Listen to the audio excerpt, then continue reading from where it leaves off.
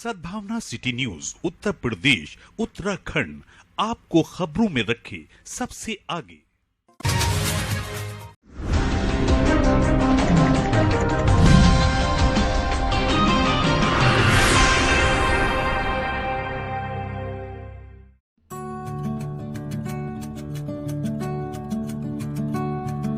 जैमिनी साहित्य फाउंडेशन के तत्वावधान में डॉक्टर जैमिनी जयंती पर एक शाम डॉक्टर जैमिनी के गीतों के नाम कार्यक्रम आयोजित हुआ, जिसमें गीत और गजल गायकों को साहित्य सेवी सम्मान से सम्मानित किया गया। कार्यक्रम का शुभारंभ महापौर विनोद अग्रवाल, डॉक्टर विशेष गुप्ता, आशा जैमिनी और काव्य सौरभ जैमिनी ने संयुक्त रूप से मां सरस्वती की प्रतिमा के समक्ष दीप प्रज्वलित करके और डॉक्टर जैमिनी के चित्र पर माल्यार्पण करके किया। कार्यक्रम का प्रारंभ कावित्री डॉक्टर अर्चना ने वंदना प्रस्तुत करके किया। इसके बाद कवि और कावित्रियों ने डॉक्टर जैमिनी के काव्य पाठ को पढ़कर उन्हें श्रद्धांजलि दी। मानसरोवर कॉलोनी के होटल में डॉक्टर विश्व अवतार जैमिनी के गीतों को आवाज दी गई। उनके गीतों ने महानगर की एक सांझ सुरमई कर दी। मुख्य अतिथि जिलाधिकारी मानवेंद्र सिंह ने लोगों से साहित्य के संवर्धन के लिए प्रयास की अपील की। उन्हें सभी रस, छंद और अलंकारों का प्रयोग कविता का नया रूप लेकर आया है। महापौर विनोद अग्रवाल ने पार्कों को साहित्यकारों के नाम पर करने का आश्वासन दिया। संस्थापक अध्यक्ष डॉक्टर काव्य सौरभ जैमिनी ने कहा कि फाउंडेशन पुस्तकों के प्रकाशन के लिए लेखकों को अनुदान देने के साथ नवोदित रचनाकारों को मंच भी देगा। इस दौरान कार्यक्रम के मुख्य अतिथि जिलाधिकारी मानवेंद्र सिंह और विशिष्ट अतिथि महापौर विनोद अग्रवाल ने संयुक्त रूप से कवियों, गीतकार और समाज सेवियों को स्मृति चिन्ह और शॉल पहनाकर सम्मानित किया। कार्यक्रम में डॉक्टर जैमिनी के जीवन और उनके द्वारा समाज सेवा के लिए किए गए महत्वपूर्ण कार्यों को बताया गया। कार्यक्रम में मुख्य रूप से जिलाधिकारी मानवेंद्र सिंह, मेयर विनोद अग्रवाल, फाउंडेशन के अध्यक्ष काव्य सौरभ जैमिनी, संरक्षिका आशा जैमिनी, सचिव Manoj Rastogi, doctor Vishesh Gupta, doctor Pankaj Darpan, doctor Harvansh Dikshit, Rajeev Prakhar, Alok Khanna, doctor Archana Gupta, doctor Lakshmi Prabhakar, doctor Mamta Singh, Rashmi Prabhakar, Tripti Rastogi, Mayank Sharma, Adarsh Bhatnagar, Virendra Vyom, Mahesh Diwakar, Sunil Rastogi, Hema Bhatt Tiwari, सुप्रीम, डॉक्टर पूनम बंसल, पुनीत अग्रवाल, असद मौलाई, डॉक्टर अयूब राजीव अग्रवाल, उदय भान सिंह, डॉक्टर मनोज रस्तोगी, अनिल अग्रवाल, विवेक गोयल, मोहम्मद जावेद समेत बड़ी संख्या में गणमान्य लोग मौजूद रहे। कार्यक्रम का संचालन डॉक्टर पंकज दर्पण ने किया।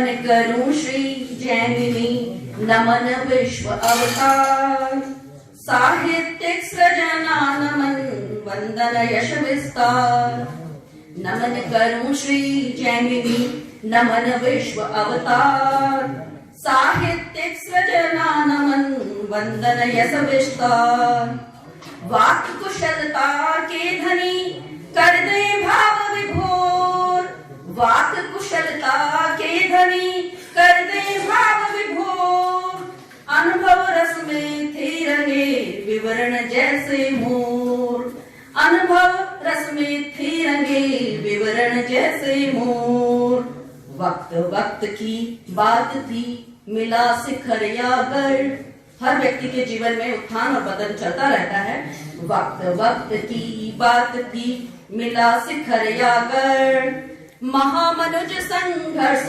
हिंदुस्तान ये तुम्हारा हिंदुस्तान ये हमारा हिंदुस्तान ये तुम्हारा हिंदुस्तान सबके सपनों का सहारा प्यारा प्यारा हिंदुस्तान ये हमारा हिंदुस्तान यह तुम्हारा हिंदुस्तान गंगा इसका आंगन बुहारे सागर चरण पखारे गंगा इसका अगन बुखारे सागर चरण पखारे हिमगिरी की डोली चुनर में झिलमिल चांद सितारे जिसकी मांग भरी दिन मान ओ जिसकी मांग भरी दिन मान वह हमारा हिंदुस्तान यह हमारा हिंदुस्तान यह हूँ मैं तुम्हारे साथ हरदम ही खुदा ना खास्ता हूँ मैं तुम्हारा रास्ता हूँ मैं तुम्हारा वास्ता हूँ मैं गंगा और जमुना तो गहन और पाक नदियाँ हैं गंगा और जमुना तो गहन और पाक नदियाँ हैं अचंचल साफ नदियाँ हैं अचंचल साफ नदियाँ हैं तुम्हें रफ्तार में दूंगी उफनती तीसता हूँ मैं तुम्हें रफ्तार में दूंगी उफनती तीसता हूँ मैं तुम्हारे साथ हरदम ही खुदा ना खास्ता हूँ मैं परिंदे प्यार पाते हैं खुशी से झूम जाते हैं परिंदे प्यार पाते हैं खुशी से झूम जाते हैं बड़ा कलरव मचाते हैं बड़ा कलरव मचाते हैं मुझे हाले से पुचकारो फुदकती फाकता हूँ मैं मुझे हाले से पुचकारो फुदकती फाकता हूँ मैं तुम्हारे साथ हरदम ही खुदा ना खास्ता हूँ मैं तुम्हारे दिल में बेचैनी व माथे में दुखन भारी तुम्हारे दिल में बेचैनी व माथे पर दुखन भारी करो तुम दूर बीमारी करो तुम दूर बीमारी आदि ये आवाज है उठो जवानों सिद्ध भली वीरों हनुमानों उठो जवानों कुटिल शत्रु षड्यंत्रों का होने वाला आगाज है उठो जवानों अपनी ताकत को पहचानो उठो जवानों तुम मिट्टी के नहीं खिलौने लोहा या इस्पात हो जीवन भर तड़पेगा दुश्मन तुम गहरा आघात हो एक बार हिल मिल छा जाओ दुनिया के इतिहास पर संग में हो सब कुटुंब कबीले अपनी सकल जमात हो दुश्मन के निश्चित विनाश में दुश्मन के निश्चित विनाश में कैसा कल क्या आज है, उठो जवानों राणा सांग। भाषा की सहजता, अभिव्यक्ति की नैसर्गिकता, अलंकारों की झंझनाहट ने और छंद विधान की उन्मुक्तता ने उत्कृष्ट तथा गहन सृजनात्मक के धनी डॉक्टर विश्वअवतार जैमिनी के काव्य को रस प्लावित और सर्वग्राही बना दिया। डॉक्टर जैमिनी ने काव्य और गद्य दोनों में समान रूप से लिखा है। उनकी पहली कहानी लाल झंडी का अर्थ वर्ष 1954 में हरिश्चंद्र पत्रिका में प्रकाशित हुई। उसके पश्चात आपकी कहानियां व कविताएं हरिश्चंद्र पत्रिका में नियमित रूप से प्रकाशित होती रही। कुछ कहानियां पांचजन्य व सरिता में भी प्रकाशित हुई। आपकी कहानियों का मुख्य विषय सामाजिक और ऐतिहासिक रहा। कहानी, कविता तथा निबंधों के अतिरिक्त आपने संस्कृत दर्पण, हिंदी भाषा प्रदीप तथा साहित्यानुशीलन आदि ग्रंथों की रचना भी की। आपका वर्ष 2020 में आत्मकथा संस्मरणात्मक ग्रंथ बिंदु बिंदु सिंधु प्रकाशित हुआ। गुंजन प्रकाशन से प्रकाशित इस ग्रंथ का संपादन किया है काव्य सौरभ रस्तोगी जी ने। सह संपादक थे अमरीश गर्ग और मैं स्वयं। इस ग्रंथ के संदर्भ में यश भारती, महेश्वर तिवारी का कथन है, उनका ग्रंथ बिंदु बिंदु सिंधु उनकी जीवन यात्रा का छोटा सा दस्तावेज भी है, जिससे होकर उन्हें पढ़ा और समझा जा सकता है।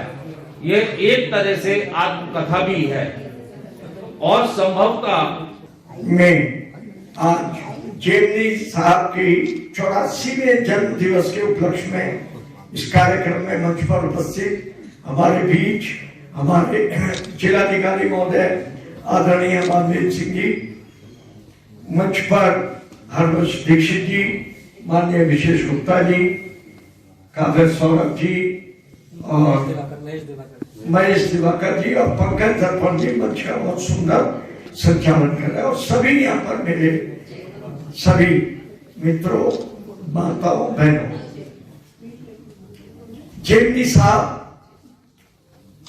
एक मैं कहूंगा कि हमारे मार्गदर्शक थे, संरक्षक थे और उन्होंने शिक्षा के क्षेत्र में काम किया, हमेशा मुझे मार्गदर्शन किया। उनकी जो अपेक्षाएं थी कि वो अतीत और वर्तमान के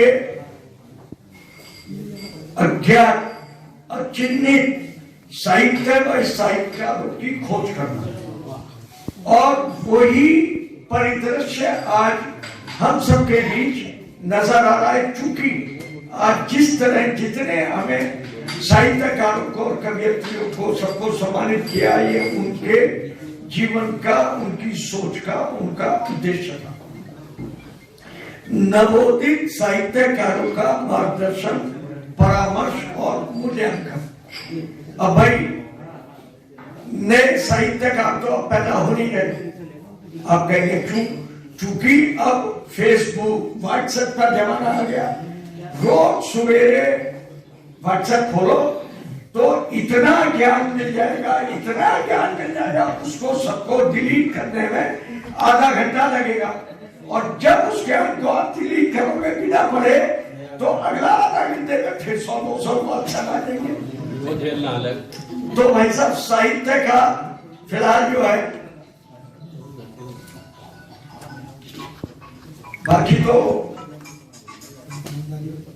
कवि तो सब सुन ही रहे हैं, बहुत अच्छी अच्छी आजकल, और जितनी पुरानी कविताएं और जितने पुराने नगमे आज भी हमें याद है। शायद आज का कोई नया नगमा मुझे तो याद हुआ नहीं है पिछले 25 साल में।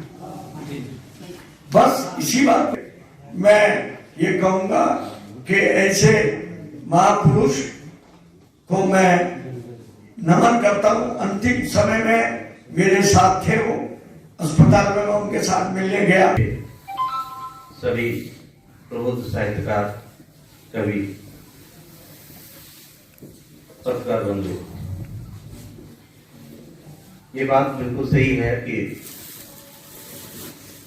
कार्यक्रम के 2-4 दिन पहले भी कोई व्यक्ति कार्यक्रम के लिए मेरे पास आता तो हमारे लिए बड़ी संकट की स्थिति होती कि कैसे आपने पिछले कार्यक्रम निरस्त करके इस कार्यक्रम में जो जिसके लिए लोग आते हैं उस कार्यक्रम को हम खरीदा है। चूंकि कई लोगों का आग्रह था, इसलिए मैं आपके बीच में थोड़ी देर के लिए आया हूँ। माफी चाहूंगा कि मैं पूरे समय नहीं आपके बीच में रह पा रहा हूँ।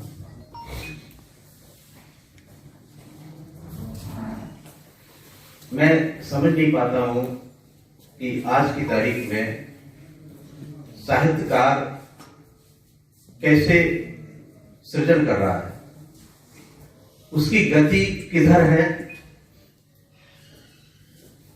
वो उसकी साहित्य में स्थिति क्या है, वो कहां पर खड़ा हुआ है। आप कहेंगे कि जो हिंदी साहित्य का इतिहास लिखा गया, जो आधुनिक हिंदी साहित्य का इतिहास लिखा गया, वह रामविलास शर्मा, नामवर सिंह आज जैसे वामपंथी विचारधारा के आलोचकों द्वारा लिखा गया।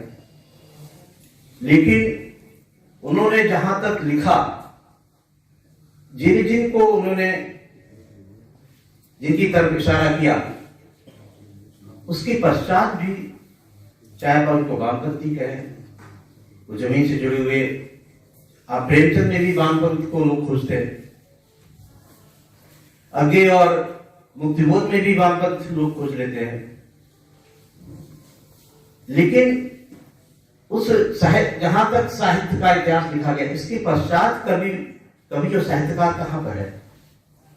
क्या हमें ये नहीं लगता है कि हम सब लोग जो लिख रहे हैं केवल रिपीटिशन कर रहे हैं, कोई नई बात नहीं कह रहे हैं?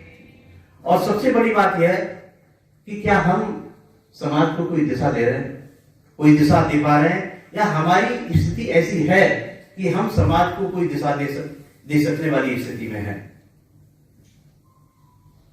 मैं आपको बताऊं, मैं अपना पर्सनल एक्सपीरियंस बताऊं, मैं पिछले 10-12 साल से मैं किसी कब सम्मेलन में नहीं जाता हूं, बुलाता हूं। मैं मेरे पिताजी बहुत पहले जब मैं पैदा नहीं हुआ तब से कब सम्मेलन किया करते थे, और मैं भी करवाता हूं। मैं औरैया में धूना का रहने वाला हूं, वहां पर मैं हर साल हमारे यहाँ का सम्मेलन होता। कोई हिंदी साहित्य जगत का कोई ऐसा जो मंच की कमी है, ऐसा कोई नहीं जो वहां ना पहुंचा हो।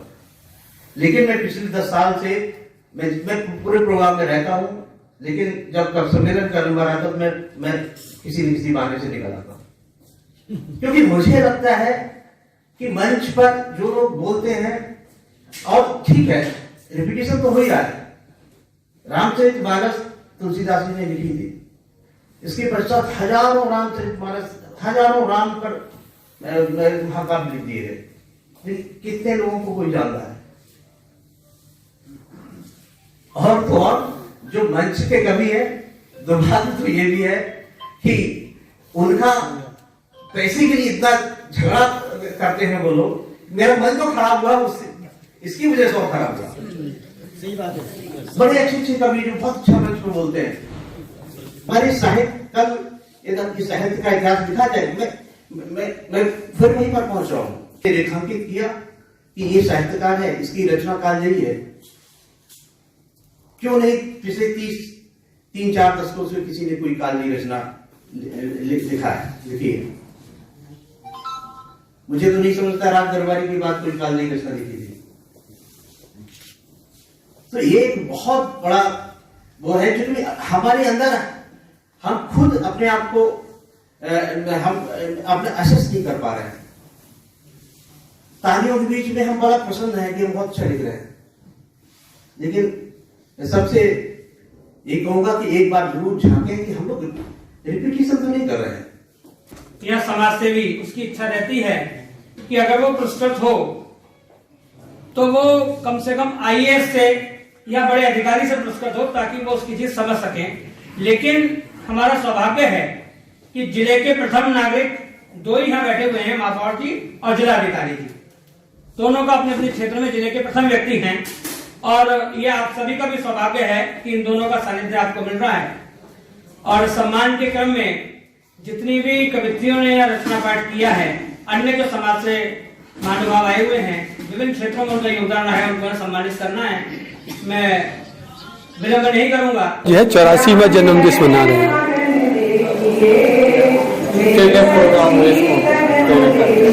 इसमें सबसे विशेष बात तो ये रही है कि डीएम साहब माननीय सिंह ने जो यहाँ के हमें इस प्रोग्राम में आने का समय दिया और उन्होंने जो साहित्यकारों को सम्मान किया, तो वो उन सब के लिए बहुत ही गौरव की बात है।